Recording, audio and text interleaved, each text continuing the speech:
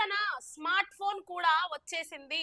చూడండి, ఇక్కడ తిండి తింటాం మనుషులం, బట్టలు వేసుకుంటాం మనుషులం, మనకు నీడ కావాలి, చలికి దుప్పట్లు కావాలి. ఈ అవసరతలు ఒక మనిషికి ఎలా ఉంటాయో, ఈ అవసరతల్లోనే వాటి వాటి సరసన స్మార్ట్ ఫోన్ కూడా జాయిన్ అయిపోయిందంట. అంటే అంతగా మనిషి స్మార్ట్ ఫోన్ ని యూజ్ చేస్తున్నట్టు ఇక్కడ చూస్తున్నాం.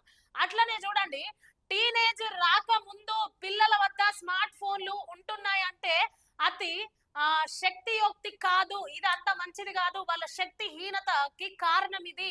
12 ఏళ్ల కంటే తక్కువ వయసు ఉన్న పిల్లలు స్మార్ట్ ఫోన్ కలిగి ఉండటం హానికరమని ఒక అధ్యయనం తెలియజేసింది. మరి ఏం చేస్తున్నారు తల్లిదండ్రులు? అన్నం తినకపోతే ఫోన్ ఇస్తారు, నిద్రపోకపోతే ఫోన్ ఇస్తారు.